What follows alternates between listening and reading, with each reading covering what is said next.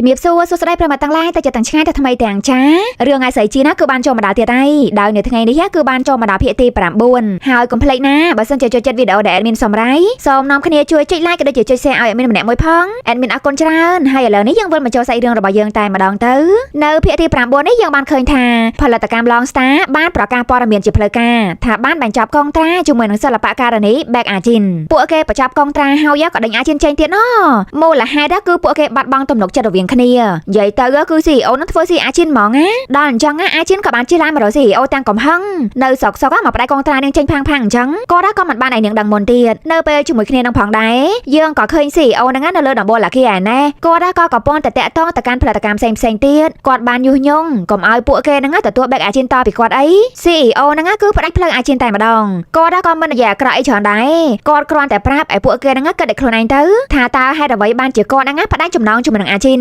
ទាំងដែលនាងកំពុងតែល្បីខ្លាំងបែបនេះ CEO ក៏និយាយបន្តទៀតថាខ្ញុំប្រាប់នេះមិនមែនឲ្យដំបូងមាននៅក្នុងមិត្តភាពអីទេវាគឺជាការព្រមានទុកមុននៅខណៈហ្នឹង Ajin ក៏បានឡើងមកដល់ CEO ឃើញល្មមម្ល៉េះហើយ CEO ក៏ចុចបិទទូរស័ព្ទហើយគាត់ក៏បែរទៅនិយាយជាមួយនឹង Ajin វិញថាហើយមកកាថៃហ្នឹងចង់រុញខ្ញុំពីលើដំបូលអាគារហ្នឹងមែន Ajin ណានាងក៏សួរតើអ្នកស្រីត្រូវធ្វើដំម្លឹងផងហ៎ខ្ញុំអត់យល់ទេនេះទាំងអស់ហ្នឹងដើម្បីតែអ៊ីនកាំង CEO ក៏បានឆ្លើយតបខ្ញុំបានគិតបកក្រោយឡើងវិញដែលគិតរកពីចំណុចខុសបើសិនជាខ្ញុំមិនតាក់ទងទៅរកនាងតាំងពីដំបូងបើសិនជាអ៊ីនកាំងហើយនឹងនាងមិនដែលបានជួបគ្នាតើគេនឹងនៅមានជីវិតដែរទេ Ajin ក៏បាននិយាយវិញម្ដងពេលដែលខ្ញុំប្រាប់តើកាន់អ្នកស្រីថាខ្ញុំតាក់ទងគេអ្នកស្រីគួរណាតែដឹងហើយតែអ្នកស្រីបិទភ្នែកធ្វើជាមិនឃើញព្រោះតែខាង agency គឺបានលុយពីពួកយើងនោះគឺជាអ្នកស្រីមិនអញ្ចឹងហី CEO ក៏បានតបវិញខ្ញុំព្យាយាមរកវិធីមកលុបលាងទោសកំហុសរបស់ខ្ញុំតែខ្ញុំកាន់តែកើតរាល់ចម្លើយដែលខ្ញុំទទួលបានគឺនៅជុំវិញខ្លួននាងទាំងអស់ Ajin លឺអញ្ចឹងក៏សួរថាតើអ្នកស្រីមានគម្រោងចង់ធ្វើអ្វីចាគឺ CEO ហ្នឹងនឹងស្រ័យចំណងដែលគាត់ចង់ដោយខ្លួនឯងនោះគឺបានន័យថាគាត់នឹងបញ្ជូន Ajin ទៅកាន់ជីវិតពីដំបូងដែលបានមកជួបគាត់នោះនិយាយទៅគឺមកពីណាក៏ទៅកន្លែងនោះវិញទៅ CEO ហ្នឹងក៏និយាយទៀតថាចាំតែមើលទៅខ្ញុំនឹងឲ្យជីវិតរបស់នាងជាចំណែកខ្ញុំនឹងមិនអនុញ្ញាតឲ្យនាងដើរបានទេនាងគឺជាជនសង្ស័យនៅក្នុងករណីឃាតកម្មរបស់ប៉ានាង Baek Ajin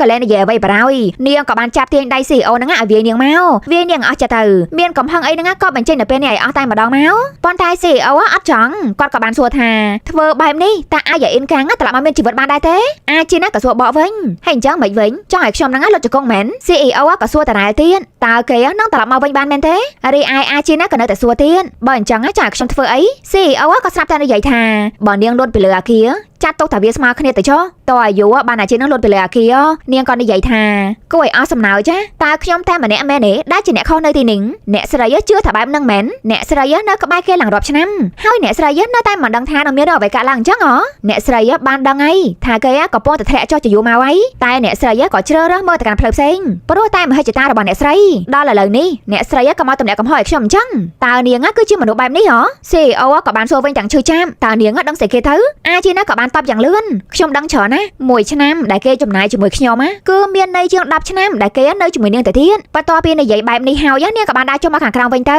CEO អានេះវិញគាត់ខំឡើងញ័រសាច់ទៅធឿនចំណែកឯ Ajinពេលដែលនាងបើកឡានចេញមកវិញហ្នឹងនាងគ្មានបានគិតស្លាប់រួយទេនាងនិយាយពីថាបើកឡានមកទំហឹងបើកដូចគេលេងហ្គេមអញ្ចឹងនាងគឺជន់យកតែម្ដងនៅកំឡុងពេលហ្នឹងនាងគិតតែម្យ៉ាងតែប៉ុណ្ណោះគឺនាងនឹងមិនឲ្យពីណាគេមកទៅតែងផ្លូវរបស់នាងឡើយសាច់រឿងក៏បានបងវាយទៅកាន់ជនសៅវិញម្ដងគេក៏បានចូលមកនិយាយគ្នាជាមួយនឹង CEO គេថាបើសិនជា CEO ហ្នឹងផ្ដាច់កងត្រាជាមួយនឹង Ajin គេក៏គ្មានហេតុផលអ្វីត្រូវបន្តការបណ្ដាក់ទោសទៀតដែរអត់ទេក៏អត់ទៅ CEO ហ្នឹងគាត់បានខ្វល់ទេបើអត់ជនសៅបណ្ដាក់ទោសណាក៏នៅមានអ្នកឯទៀតដែរតើយ៉ាងណាក៏ដោយជនសៅគេក៏បានសួរបញ្ជាក់តើអ្នកស្រីមានបំណងកាត់កាល់ Ajin ចោលហ្មងក៏អីគឺប្រកាសជាអញ្ចឹងនឹងឯង CEO គាត់បានគិតថានៅក្នុងខ្លួនរបស់ Ajin រាល់ថ្ងៃនេះគឺគ្មាននៅសេះសល់ភាពជាមនុស្សអីទៀតឡើយហើយ Ajin នឹងទាញទម្លាក់អ្នករាល់គ្នាដែលនៅជុំវិញនាងហ្នឹងឲ្យធាក់ដរិចទៅកាន់ឋាននរកតែម្ដងការសន្ទនាមួយនេះក៏បានបញ្ចប់ហើយរឿងក៏បានកាត់ទៅបង្ហាញពីម៉ាក់ជនសៅបន្តិចគាត់បានមកដល់លោកតារបស់ជនសៅទៀតហើយមកហ្នឹងគឺចង់មកសុំលុយនឹងឯងប៉ុន្តែមានពីណាគេឲ្យគាត់ចូលទៅខាងក្នុងបានជនសៅគេបានហាមផ្ដាច់ហើយមិនឲ្យម៉ាក់របស់គេហ្នឹងចូលជួបលោកតាជាដាច់ខាតដល់អញ្ចឹងហើយម៉ាក់ជនសៅហ្នឹងក៏បានតែរកAjinបន្តិចចុះចំពេលហ្នឹងគឺAjinជិះឡើងមកដល់មុខផ្ទះរបស់នាងល្មមស្រាប់ពេលហ្នឹងទៀតជនសៅក៏កំពុងតែរងចាំនាងរួចជាស្រេចចំណែកឯAjinពេលដែលនាងបានលើទទួលទូរស័ព្ទហើយម៉ាក់ជនសៅក៏សួរថាតើឯងមិនទាន់ប្រាប់ជនសៅទេមែនទេថាយើងលុតជង្គង់បងឯងនោះហើយយើងក៏បានសុំទោសឯង ងទៀតអាជីណាក៏និយាយវិញទៅថាពេលនេះនាងកំពុងតែឈឺក្បាលហើយម៉ាក់ជន់សៅហ្នឹងក៏មកបន្ថែមរឿងឲ្យនាងកាន់តែឈឺក្បាលថែមទៀតអីហើយបើសិនជាម៉ាក់ជន់សៅហ្នឹងចង់ឲ្យជន់សៅដឹងគាត់ហ្នឹងក៏ទៅប្រាប់ខ្លួនឯងតែហ្មងទៅម៉ាក់ជន់សៅហ្នឹងក៏និយាយថាឲ្យគាត់ប្រាប់អ្មេចបើពេលដែលគាត់ទេទៅហ្នឹងជន់សៅមកលើទូរស័ព្ទគាត់ផងហ្នឹងពេលដែលគាត់ទៅជួបអីបានក៏ដោយក៏ជន់សៅហ្នឹងមិនជួបគាត់ដែរដល់អញ្ចឹងអាជីនក៏សួរថាតើអ្នកស្រីរំពឹងឲ្យខ្ញុំធ្វើអីហើយនាងក៏បានឃើញជន់សៅហ្នឹងដើរមករកនាងនៅពីមុខឡានឯម៉ាក់ជន់សៅក៏និយាយថាយើងឈឺយើងត្រូវការការវះកាត់ជាបន្ទាន់គ្រាន់តែបានលើអញ្ចឹងភ្លាមអាជីនក៏បានបើកកញ្ចក់ឡានហើយនាងក៏បានចុច loudspeaker ទូរស័ព្ទឲ្យលឺតែម្ដងរួចមកនាងក៏សួរថាឈឺអីគេហើយវះកាត់អីដែរម៉ាក់ជន់សៅហ្នឹងក៏និយាយរ៉ៃរ៉ាប់ប្រាប់យើងកំពុងតែទទួលការព្យាបាលលាងឈាមហើយយើងត្រូវការដូរកលៀនពេទ្យនិយាយថាជាធម្មតាសមាជិកគ្រួសារគឺជាអ្នកបរិច្ចាគឲ្យបើយើងរងចាំអ្នកផ្សេងវិញគឺចំណាយពេលដល់ទៅ1ឆ្នាំឯណោះឥឡូវនេះយើងគ្មានជំរឿសទេយើងលងខ្លួននៅបំណុលឡើងពេញហ្នឹងយើងរកតែលុយមកវះកាត់ហ្នឹងមិនទាំងមានផងលុយក៏យើងអត់កលៀនក៏យើងគ្មានដំណាក់កាលនេះយើងនឹងត្រូវស្លាប់ឯងត្រូវតែប្រកាសថាជន់សៅហ្នឹងបានដឹងរឿងទាំងអស់នេះអាចណាក៏និយាយវិញរបៀបពុះពលហ្មងណានាងបាននិយាយថាអូអ្នកស្រីមកបង្កចំនួនជាមួយខ្ញុំព្រោះតែអ្នកស្រីត្រូវការកលៀនពីគេតាមមែនទេនេះគឺជាមូលហេតុដែលអ្នកស្រីមករកខ្ញុំជាមួយនឹងការសុំទោសបែបឡាប់ៗនោះមានអីចំពេលល្អហ្មងនេះជន់សៅក៏ប៉ុន្តែនៅឈប់ពីមុខខ្ញុំស្រាំអញ្ចឹងហើយក៏ប្រាប់គេដែលខ្លួនឯងតែម្ដងទៅថាអ្នកស្រីលុតចង្គង់សុំទោសខ្ញុំព្រោះតែអ្នកស្រីចង់បានកលៀនមកខាងរបស់គេនិយាយអញ្ចឹងហើយនាងក៏បាយទៅនិយាយជាមួយនឹងជន់សៅវិញម្ដងលោកក៏បានលឺឯមែនទេម៉ាក់របស់លោកត្រូវការកលៀនបើសិនជាលោកចង់ជួយគាត់លោកក៏ឲ្យកលៀនមកខាងទៅគាត់ទៅម៉ាក់ជន់សៅឯនោះវិញក៏ចុចបិទទូរស័ព្ទបានរីឯជន់សៅក៏បានប្រាប់កុំឲ្យអាជីហ្នឹងទទួលទូរស័ព្ទម៉ាក់របស់គេអីតែអាជីណាក៏និយាយថាបើសិនជាខ្ញុំមិនលើកពីណាគេតែដឹងទៅថាគាត់ហ្នឹងនឹងធ្វើអ្វីដាក់ខ្ញុំនោះលោកបានដឹងហើយថាគាត់គឺជាមនុស្សយ៉ាងម៉េចលោកមិនដឹងឬមួយក៏លោកធ្វើពុតជាមិនដឹងព្រោះតែគាត់គឺជាម៉ាក់របស់លោកដៃតែមួយដែលគាត់ធ្លាប់តែអង្អែសក់របស់លោកនោះគឺជាដៃដែលបានចាប់បោយសក់ខ្ញុំហើយក៏ជាមួយចូលទៅក្នុងអាងទឹកអាជីហ្នឹងអាងអីម្លឹករឿងហ្នឹងរហូតឯជន់សៅគេក៏ដូរសាច់រឿងដែលគេបាននិយាយប្រាប់ថាគេបានជួប CEO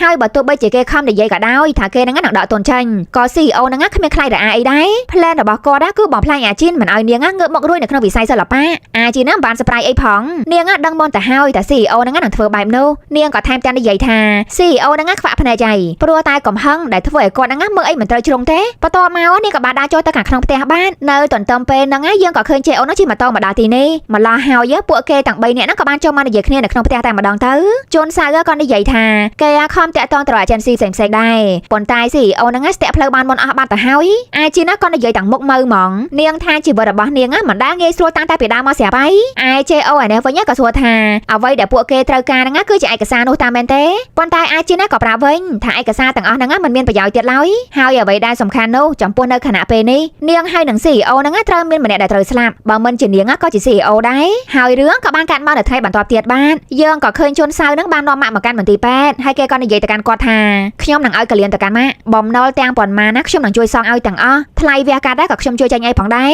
តែខ្ញុំមានលក្ខខណ្ឌចំនួន2ទី1ហាមមកបង្ហាញមុខនៅចំពោះអាជីនម្ដងទៀតអីទី2ម៉ាក់នៅឲ្យឆ្ងាយពីលោកតាទៅម៉ាក់ជន់សៅហ្នឹងគាត់នៅមានអ្នកទៀនគាត់ក៏និយាយថាឯងនិយាយចេញមកធ្វើដូចជាម៉ាក់ហ្នឹងមានជំងឺឆ្លងអញ្ចឹងគាត់មិនឲ្យទៅចិត្តអ្នកនេះគាត់មិនឲ្យទៅចិត្តអ្នកនោះឯងធ្វើអញ្ចឹងអត់គេតែខុសខើពេកទេហ៎ជន់សៅក៏សួរបកវិញតើម៉ាក់អត់ពេញចិត្តមែនមនុស្សដែលម៉ាក់បន្តធ្វើឲ្យពួកគេឈឺចាប់គឺជាមនុស្សដែលខ្ញុំបារម្ភខ្លាំងបំផុតដូច្នេះហើយកុំធ្វើឲ្យអាជីនឬមួយក៏លោកតាហ្នឹងមានការឈឺចាប់ម្ដងទៀតអីសោះនេះគឺជាលក្ខខណ្ឌរបស់ខ្ញុំហើយរឿងក៏បានបកទៅកាន់ផលិតកម្ម Long Style នោះវិញនៅស្រុកសុកជំនួយការហ្នឹងក៏ទទួលបានដំណឹងមិនល្អមួយម្ល៉េះហើយនាងក៏បញ្ញាបញ្ញាព្រោះតែប្រាប់ឲ្យ CEO ហ្នឹងបានដឹងជាមុននាងបានប្រាប់ថាមានប៉ូលីសហ្នឹងបានចូលមកកាន់ទីនេះនិយាយមិនទាន់ចប់ស្រួលបួផងប៉ូលីសហ្នឹងក៏បានចូលមកដល់ល្មមពួកគេមកហ្នឹងគឺមានតែការចាប់ខ្លួនអីទាំងអស់រួមមានទាំងដែលការដែលត្រូវឆែកឆេរផលិតកម្មទាំងមូលនេះទៀតផងព័ត៌មានមួយនេះដែរក៏បានផ្ទុះព្រាតដែលអ្នកសារព័ត៌មានហ្នឹងបានប្រកាសថាអញ្ចា CEO Long Star ហ្នឹងខ្លែងបន្លំប្រាក់ជាច្រើនកោតវុននៅក្នុងមូលនិធិក្រុមហ៊ុនរបស់គាត់ហើយនៅកំឡុងពេលដែលខាងប៉ូលីសកំពុងតែឆែកឆេរមើលឯកសារទាំងអស់នោះពេលហ្នឹងក៏មានការអះអាងថ្មីមួយ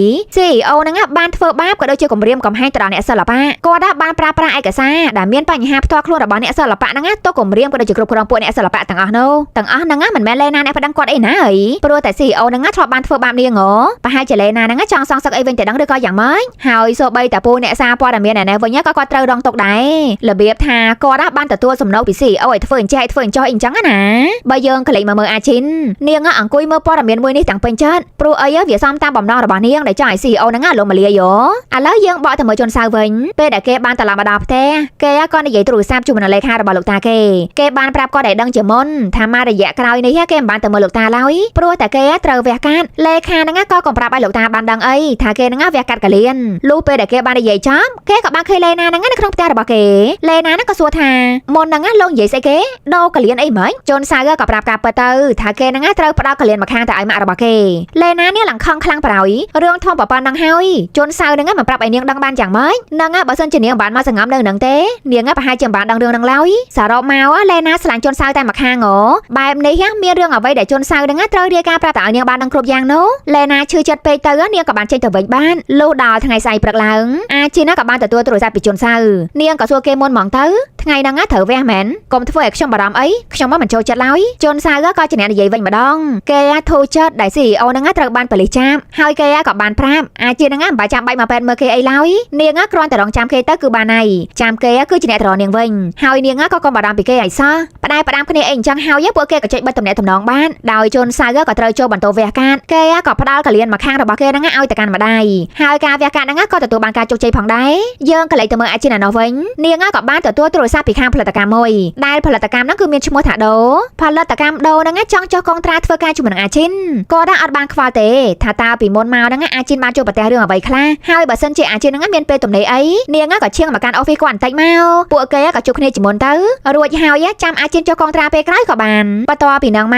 យើងក៏បានឃើញសុងហ៊ីហ្នឹងនៅក្នុងផ្ទះរបស់អាជីនហើយមិនក៏កូនហ្នឹងមកនៅផ្ទះគេរហូតអញ្ចឹងឥឡូវហ្នឹងក៏ញ៉ាំអីឲ្យតាពីឡើងពេញផ្ទះអាជីនហ្នឹងក៏បានខ្វល់ជាមួយទៀតចង់សុងហ៊ីធ្វើអីហ្នឹងក៏ធ្វើទៅចុះហើយសុងហ៊ីលេងសុទ្ធតែយកនេះលកាអាជីនហ្នឹងមកពាក់លេងអីអញ្ចឹងទៀតណពេលនេះផងដែរសុងហ៊ីក៏ប្រាប់អាជីនថា comment មិនល្អទាំងប៉ុន្មានដែលតាក់ទងទៅនឹងអាជីនហ្នឹងគឺត្រូវបានអាលុបអស់លេងនាងអត់យល់ដែរថាកើតអីប្រហែលថ្ងៃមុនឯសុទ្ធតែព័ត៌មានអាក្រក់ប៉ុន្តែឥឡូវនេះក៏បាត់អស់បានអាជីនណាដូចអត់សប្រៃអីសោះនាងក៏និយាយថាតនេណែមួយថ្ងៃឆែកមើលតែព័ត៌មានរបស់យើងឯងអត់មានអីធ្វើមែនសុងហ៊ីក៏និយាយថាពេលទំនេររបស់នាងគឺនាងចូលចិត្តឆែកមើលព័ត៌មានរបស់អាជីនហើយនាងក៏តែងតែសរសេរ comment មិនល្អមុនគេតែម្ដងនាងគឺធ្វើតែអញ្ចឹងឯងអាជីនក៏ខ្ជិលតបាយជាមួយច្រើនណានាងក៏បានដាក់ចេញទៅខាងក្រៅបានរីឯសុងហ៊ីនាងក៏បានបើកប្រទះឃើញវីដេអូមួយដែលលេណាហ្នឹងបានអាន boxing កាបូបព្រះរបស់នាងតម្លៃរបស់កាបូបហ្នឹងគឺដល់ទៅ10លានវ៉ុនឯណោះមានអីអាស័យហ៊ីហ្នឹងក៏បាយកំណិននាងក៏ទៅរើមើលកាបូបរបស់អាជីនតតែឃើញហើយនាងក៏គិតថាគ្រាន់តែកាបូបថ្មីហ្នឹងតម្លៃ10លានវ៉ុនទៅហើយចុះបើសិនជាមកទឹកអីវ៉ុនណោនាងក៏លក់បានថ្លៃដែរហើយរឿងក៏បានកាត់ទៅបង្ហាញពី JO វិញម្ដងពេលដែលគេដើរចេញពីទិញអីញ៉ាំនោះយើងក៏ឃើញមានមនុស្សម្នាក់ហ្នឹងតាមដានគេឡើងជាប់ម្នាក់នោះគឺជាកូនចៅរបស់បារ៉ាអាត់កំបាំងហើយរបៀបតាមដានរបស់គេចេញមកឡើងប្លែកមែនតើគេមិនបានតែ JO ហ្នឹងសង្ស័យតែគេតាមដានឡើយតែមានឯណា JO ហ្នឹងគេវ័យដែរគេគឺនៅតែតាមដឹងចឹងលុះពេលដែល JO បានមកដល់កន្លែងធ្វើការរបស់គេវិញនោះគេក៏និយាយជាមួយមេដែលគេបានសួរថាឡានខ្មៅដែលគេចង់តាមដាននោះតើមេរបស់គេហ្នឹងបានរកឃើញអ្វីខ្លះនៅមេ JO ហ្នឹងក៏ប្រាប់គឺឡានទាំងអស់នោះសុទ្ធតែ fake ទាំងអស់ផ្លាកលេខក៏ fake និយាយទៅគឺ fake គ្រប់យ៉ាង JO ក៏គិតថាពួកនោះមានជំនាញរបស់គេឯមេ JO ក៏និយាយទៀតដែលគាត់បានណែនាំឲ្យ JO ហ្នឹងក៏ទៅប្រាប់សង្សារតាមត្រង់ទៅថានាងហ្នឹងមានគេតាមដាន JO ហ្នឹងកុំសង្ងំដឹងតែម្នាក់ឯងអញ្ចឹងនោះ JO ក៏គិតថាគឺជាយោបល់ល្អអន្តើគេគួរណាស់តែប្រាប់ឲ្យសង្សាររបស់គេហ្នឹងបានដឹងឲ្យបានហើយក៏ឲ្យនាងមានការប្រុងប្រយ័ត្នឲ្យបានខ្ពស់ការសន្ទនាមួយនេះក៏ត្រូវបានបរិយាកំបាំងស្ដាប់ឮគ្រប់យ៉ាងទាំងអស់មិនដឹងថាគេប្រើឲ្យកូនចៅហ្នឹងមកលួចបង្កប់កាមេរ៉ាតាំងពីពេលណាទេមើលទៅបរិយាកំបាំងដូចជាចង់ដឹងរឿងរបស់អាជីនហើយអ្នកនៅជុំវិញអាជីនដល់ឡៃហើយពួកយើងក៏ទៅតែបានដឹងនៅថ្ងៃនេះឯងថាបរិយាម្នាក់ហ្នឹងមិនមែនជាមនុស្សធម្មតាអីទេគេគឺជាកំពូលសិទ្ធិម្នាក់នៅប្រចាំប្រទេសកូរ៉េនេះដែលគេមានឈ្មោះថា Moon Do Yok ចំណែកឯ JO ពេលនេះវិញគេក៏បានចេញមកជួយបើកឡានឲ្យអាជីនដោយសារតែការពីលើកមុននាងប៊ីនឹងជួបគ្រោះថ្នាក់អាជីនហ្នឹងក៏លែងហ៊ានបើកទៀតទៅដល់អញ្ចឹង JO ក៏បានផ្ដាំលោកក្រោយបើត្រូវទៅណាមកណាអីក៏ពឹងខ្ញុំមកនាងកុំតែបើកឡានចិត្តមនុស្សឈួតអីព្រោះអីវាអាចធ្វើឲ្យនាងជួបនឹងគ្រោះថ្នាក់បានមានឯណាអាជីនក៏ប្រាប់វិញខ្ញុំហ្នឹងឯងអ្នកបើកបរដូចជាមនុស្សឈួនអញ្ចឹងបានប៊ីនឹងជួបគ្រោះថ្នាក់នោះអូខេអញ្ចឹងចា JO គេឡើងខាំងរួចមក JO ក៏បានជូនអាជីនហ្នឹងទៅកាន់ office មកកន្លែងដែលអាជីនហ្នឹងត្រូវបំពេញការងារដល់ពេលដែលអាជីនបានមកជួបជាមួយនឹងអ្នកខាងផលិតកម្មដូនោះពួកគេនិយាយរឿងការងារអីរៀបរាល់ហើយបរិះវ៉ែនតាក៏បានសួរអាជីនថាតើនាងមានទំនាក់ទំនងអ្វីជាមួយលោកមូនដូយកមែនទេអាជីនហ្នឹងមិនទាំងស្គាល់ផងហ្នឹងថាពីណាគេគឺជាដូយកនោះបរិះវ៉ែនតាក៏បាននិយាយប្រាប់ថាដូយកហ្នឹងគឺជាបរិះម្នាក់ដែលជំរុញឲ្យពួកគាត់ហ្នឹងចុះកងត្រាជាមួយនឹងអាជីនហើយដូយកគឺជាម្ចាស់ភាគហ៊ុនធំមែនតើនៅក្នុងក្រុមហ៊ុនរបស់គាត់ថែមទាំងបានលើទៀតថាដូយកបានឲ្យកូនចៅរបស់គេហ្នឹងទៅសម្អាត มาได้ផ្ទាល់រាល់រឿងមិនល្អរបស់អាជីនទាំងប៉ុន្មានមកពីអញ្ចឹងហ្នឹងណាទើបគាត់ស្មានតែថាអាជីនហើយនឹងដូយកហ្នឹងបានស្គាល់គ្នាលុះពេលដែលចាប់ការប្រជុំហ្នឹងហើយពេលដែលអាជីនហ្នឹងបានដើរចេញមកវិញនាងក៏ប្រទះភ្នែកទៅនឹង poster របស់ដូយកនៅទីនេះគេគឺមានការវិធីមួយនៅហ្នឹងម្ល៉េះហើយអាជីនក៏បានដើរចូលទៅមើលនៅខាងក្នុងបន្តិចទៅនាងក៏ព្យាយាមអង្កេតមើលរាល់អាកប្បកិរិយារបស់គេគ្រប់យ៉ាងដូយកនេះសង្ហាក៏សង្ហាមានទាំងចំណេះមានទាំងជំនាញគេក៏ថាទាំងជាកូនសេដ្ឋីទៀតនិយាយពីថាបានទាំងប្រុសមែនតើហើយអាជីននាងក៏នៅឈរស្ដាប់រហូតដល់តែចាប់កម្មវិធីតែម្ដងដោយនាងចង់នៅចាំជុំនិយាយជាមួយនឹងគេបន្តិចចុះរីឯដូយកវិញគេក៏បានដើរមកស្វាគមន៍នាងដែរពួកគេទាំងពីរក៏មានជាការចាប់ដៃគ្នាស្វាគមន៍បែបខាងអឺរ៉ុបអីចឹងទៅអាជីនក៏និយាយមុនថារីករាយណាស់ដែលបានជួបលោកហើយមើលទៅលោកដូចជាដឹងពីខ្ញុំច្រើនណាស់ដូយកក៏បានតបវិញបាទប៉ិនមែនតើនិយាយដោយស្មោះទៅខ្ញុំគិតថាពួកយើងគួរតែជួបគ្នាឲ្យកាន់តែឆាប់ជាងនេះបន្តិចអាជីនក៏និយាយជាបន្តខ្ញុំចង់មកអរគុណលោកបានជឿជាក់មកលើខ្ញុំពេលដែលអ្នករាល់គ្នាបែរខ្នងដាក់ខ្ញុំដូយកក៏និយាយវិញទាំងទន់ភ្លន់ខ្ញុំតែងតែជឿជាក់ទៅលើខ្លួនឯងក៏ដូចជាការវិនិច្ឆ័យផ្ទាល់ខ្លួនរបស់ខ្ញុំដែរអាជីនក៏សូមចង់ដឹងថាតើហេតុអ្វីបានជាដូយកហ្នឹងជួយនាងបែបនេះហើយពួកគេក៏អង្គុយនិយាយគ្នាតែម្ដងទៅដោយដូយកក៏បានរៀបរាប់ថាគេគឺចូលចិត្តជួយមនុស្សដែលមានសំណាងមិនល្អគេក៏មិនអាចទ្រាំមើលពួកគេទាំងអស់នោះជួបនឹងឧបសគ្គបានឡើយហើយគេក៏បានឈរមើលអាជីនរៀងមករយៈដែរហើយដែលនាងប្រយុទ្ធចង់រស់នៅតទៅមុខទៀតអញ្ចឹងទៅក៏ធ្វើឲ្យគេគិតថាតើនាងនឹងខ្លាយទៅជាមនុស្សបែបណាវិញបើសិនជានាងមានឪពុកម្ដាយធម្មតាដូចជាគេឯងហើយនាងក៏ទទួលការគាំទ្រពីពួកគាត់នោះក៏ជាអ្វីដែលធ្វើឲ្យដូយកហ្នឹងចង់ខ្លាយទៅជាអាណាព្យាបាលរបស់អាជីនដូចរៀងចង់ហួសចិត្តដែរដូយកនិយាយចេញមកដូចជាជីកជ្រៅដល់រឿងហ្មងណាដូយកគេក៏ប្រាប់ទៅថាមកពីគេហ្នឹងមិនអាចទ្រាំនឹងភាពងើយឆ្ងល់បានតែគេឆ្ងល់អីហើយគេរកមើលតដល់បាតដល់អញ្ចឹងអាជីនក៏និយាយគួរឲ្យចាប់អារម្មណ៍ដល់ហើយខ្ញុំមិនដែលគិតសោះថាជីវិតរងទុក្ខរបស់ខ្ញុំអាចតាក់ទាញមនុស្សម្នាក់បានដូយកក៏បានប្រាប់ថាអាជីនហ្នឹងគឺមានពលឺចែងចាំងខ្លាំងមែនតើពេលដែលនាងធ្វើការសម្ដែងម្ល៉េះហើយគេក៏មិនចង់ឲ្យនាងបញ្ចប់អាជីពជាតារានឹងឡើយពេលនេះទៀតសោតអាជីនហ្នឹងក៏ជួបវិបត្តិអញ្ចឹងហើយគេក៏លុកដៃទៅជួយតែម្ដងទៅអាជីនណែរៀងឆ្លាតដែរនាងក៏បានសួរថាការដែលបំផ្លាញ CEO មិនមែនជាទីបញ្ចប់នៅគម្រោងរបស់លោកទេតើមែនទេតើលោកមានគម្រោងធ្វើអ្វីសម្រាប់ខ្ញុំដូយកគេអត់ទាន់ចង់ប្រាប់ឡើយគេចង់ទុកចាំ surprise សិនបើសិនជាអាជីនដឹងមុនទៅមិននឹងល្អមើលហើយមិនក៏នឹង surprise ហើយដែលដូយកគេត្រូវមានការងារត្រូវបំពេញជាបន្តពួកគេទាំងពីរហ្នឹងក៏ចាំជួបគ្នាពេលក្រោយទៀតទៅចោម្នាក់ហ្នឹងក៏បានបែកផ្លូវគ្នារៀងៗខ្លួនហើយរឿងក៏បានកាត់មកថ្ងៃដែលជន់សៅហ្នឹងអាចចេញពីមន្ទីរពេទ្យបាន JO អានោះក៏បានតែមកដល់គេភ្លាមដោយ JO ចង់ណាត់ជួបជន់សៅបន្តិចគេក៏បានឲ្យជន់សៅហ្នឹងមកកាន់ office របស់គេបន្តិចមកគេគឺមានការចង់និយាយជាមួយម្យ៉ាងមេរបស់គេក៏បាននៅកន្លែងដែរជន់សៅហ្នឹងក៏បានអូខេជាមួយលុះពេលដែលជន់សៅបានដើរចេញមកនោះគេក៏បានដើរកាត់ពីមុខបន្ទប់ម៉ាក់គេសម្រាប់ពេទ្យជន់សៅគេមានចិត្តអាណិតម៉ាក់គេដែរតើពួកគេគឺជាម្ដាយកូនណាគេក៏បានឈរមើលម៉ាក់របស់គេពីខាងក្រៅបន្តិចដែលគេបានចូលទៅមើលដល់ខាងក្នុងឡើយឥឡូវយើងនាំគ្នាបាយទៅមើលដូយកវិញណមើលទៅបរមម្នាក់ហ្នឹងគឺមិនណយទេគេបានកំចាត់ដល់ឧបសគ្គក្បែរខ្លួនរបស់អាជីនចេញទាំងអស់ក្នុងនោះរួមមានទាំង JO ហើយនិងជន់សៅដែរគេធ្វើអញ្ចឹងទៅដូចជាកាត់ដៃជើងរបស់អាជីនចោលល្មិចទេរបៀបថាគេមិនចង់ឲ្យអាជីនហ្នឹងធ្វើអីបានអីទេដឹងហើយអាជីនហ្នឹងមានតែប្រុសៗពីរនាក់ហ្នឹងផងឯកូនចៅរបស់ដូយកក៏បានសួរថាតើចង់ឲ្យគេហ្នឹងចាត់ការពីរនាក់ហ្នឹងរបៀបម៉េចដូយកក៏គ្រាន់តែនិយាយថាអញ្ចឹងឥឡូវនេះខែល្ងាមេឃហ្នឹងក៏រៀងតែចែកម្ល៉េះហើយក៏ធ្វើឲ្យពួកគេទាំងពីរនាក់ហ្នឹងរៀងកក់ក្ដៅអីបន្តិចទៅធ្វើឲ្យកក់ក្ដៅហ្នឹងចាំបានន័យថាយ៉ាងម៉េចហ្នឹងរឿងហ្នឹងក៏កាត់មកបង្ហាញពី CEO ឯនេះវិញបានពេលហ្នឹងជំនួយការរបស់គាត់បានមកសួរទុកដល់កន្លែងឃុំឃាំងជំនួយការហ្នឹងក៏បានសួរថាតើមេធាវីហ្នឹងបានណែនាំប្រាប់ឲ្យ CEO ហ្នឹងធ្វើអ្វីខ្លះ CEO ក៏និយាយប្រាប់ថាមេធាវីបានប្រាប់យើងតែពេលណាដែលប៉ូលីសធ្វើបន្ទាន់អញ្ចឹងនោះគឺបានន័យថាពួកគេមានភស្តុតាងច្បាស់លាស់អស់ហើយមេធាវីក៏ឲ្យយើងទទួលស្គាល់កំហុសវានឹងអាចកាត់បន្ថយទោសបានខ្លះមើលទៅគ្រប់យ៉ាងដូចជារៀបចំមកឡើងស្អាតពេកហ្មងអ្នកដែលនៅពីក្រោយរឿងហ្នឹងគឺត្រូវតែជាអាជីនដោយនេះហើយបន្ទាប់ពីហ្នឹងមកជំនួយការហ្នឹងក៏បានចេញមករកអាជីនផ្លែតនាងក៏បានសុំឲ្យអាជីនហ្នឹងជួយប្រតិកម្ម Long Star ផងប៉ុន្តែអាជីនក៏និយាយថានាងមករកមនុស្សខុសហើយខ្ញុំអត់មានអីពាក់ព័ន្ធជាមួយទេជំនួយការហ្នឹងក៏ប្រឹងនិយាយតទៀតនាងថា CEO គឺសោកស្ដាយចំពោះទង្វើដែលគាត់ហ្នឹងបានធ្វើដល់អាជីនហើយបើសិនជាអាជីនហ្នឹងជួយគាត់ម្ដងនេះគាត់នឹងបំភ្លេចរាល់រឿងកន្លងហួសទាំងអស់មិនត្រឹមតែនិយាយទេជំនួយការហ្នឹងក៏បានលុតចង្គង់សុំអង្វរទៀតផងស្របពេលហ្នឹងយើងក៏ឃើញដូយកកំពុងតែឈរមើលពីជាន់ខាងលើមកយ៉ាងស្ងៀមស្ងាត់រីឯអាជីនក៏និយាយថាប្រហែលជាគាត់ឲ្យនាងមកលុតចង្គង់សុំអង្វរខ្ញុំមែនគួរឲ្យអស់សំណើចណាខ្ញុំបានព្យាយាមអង្វរគាត់ឲ្យជួយដែរតែគាត់មិនបានស្ដាប់ខ្ញុំទេគាត់គ្រាន់តែប្រាប់ឲ្យខ្ញុំលុតពីលើអាគារទៅឯកសារទាំងប៉ុន្មាននៅក្នុងដៃប៉ូលីសអស់ហើយអញ្ចឹងហើយបើសិនជាគាត់គ្មានច្រកចេញទេគាត់ក៏គួរតែទទួលយកដំបូន្មានខ្លួនឯងហើយក៏សម្រាប់ខ្លួនឯងចោលហ្មងទៅរួចមកអាជីនក៏បានឡើងទៅចុះកងត្រាការងារជាមួយនឹងខាងផលិតកម្មដូរនៅកំឡុងពេលហ្នឹងផងដែរជន់សៅឯណេះក៏បានជិះឡានមកជួបនឹង JO ដល់ office ឯ JO គេក៏និយាយប្រាប់ទាំងអស់តែម្ដងគេថាមាននៅថ្ងៃមួយនោះគេឃើញមានមនុស្ស នឹងតាមដានអាជីនពីក្រោយ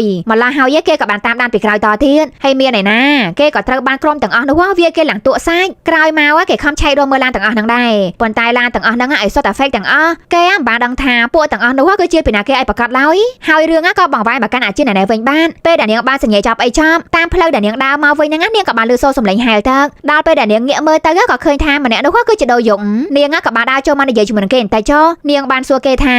តើលោកពិតជាដឹងគ្រប់យ៉ាងមែនឬដូយយងក៏បានតបវិញតើខ្ញុំមិនដឹងបានដល់របៀបណាខ្ញុំគឺជាអ្នកសេតវាឡើងទាំងអស់អាជីននាងក៏បាននិយាយអរគុណនាងគឺអរគុណជាអនេកប្រការតែម្ដងឯដូយយងក៏និយាយបន្តថាពួកគេគឺជាអ្នកធ្វើឲ្យនាងលំបាកបើនាងចង់បានខ្ញុំអាចធ្វើអាក្រក់ជាងនឹងក៏បានដែរខ្ញុំអាចបញ្ជូនពួកគេឲ្យទៅឆ្ងាយមិនអាចឲ្យពួកគេមកក្បែរនាងបានទេឬមួយក៏បំផ្លាញពួកគេចោលតែម្ដងក៏បានអាជីនអត់យល់ប្រយោហើយអ្វីបានជាដូយយងហ្នឹងធ្វើដល់ម្លឹងសម្រាប់នាងតើដូយយងហ្នឹងចាប់ចិត្តនាងតាមមែនទេដូយយងគេក៏អស់សំណោចរួចមកក៏និយាយតបថានាងរស់នៅលំបាកយូរ